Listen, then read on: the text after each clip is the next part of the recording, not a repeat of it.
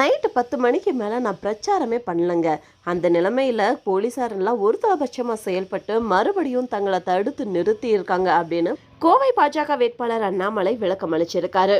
கோவை பாராளுமன்ற தொகுதியில் போட்டியிடுற பாஜக தலைவர் அண்ணாமலை நேற்று நைட்டு வழக்கம் போல தன்னோட பிரச்சார வாகனத்தில் பிரச்சாரம் மேற்கொண்டுட்டு வந்தாரு.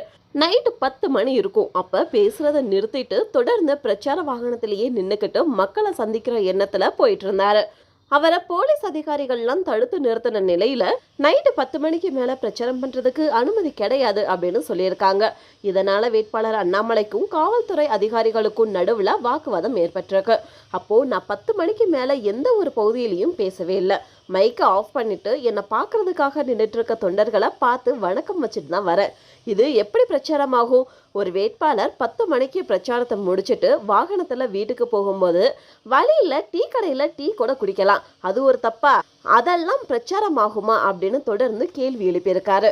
ஒரு கட்டத்துல நான் செல்ல வேண்டிய பகுதிக்கு நடந்தே போறேன் அப்படின்னு அண்ணாமலை நடந்தே புறப்பட்ட நிலையில காவல்துறையினர் தடுத்து நிறுத்தி இருக்காங்க.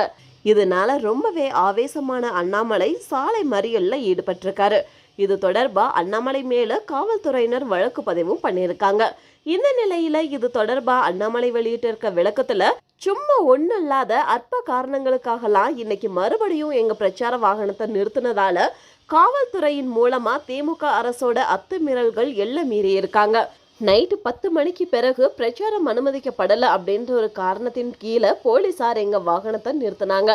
நாங்க பிரச்சாரம் பண்ணல அப்படின்னு விளக்குனாலும் எங்க வாகனத்துல விளக்குகள் அணைக்கப்பட்டு விட்டன. அது மட்டும் இல்லாம நாங்க எங்களுக்காக காத்திருந்த 2000 தொண்டர்களை சந்திக்க விரும்பணும்.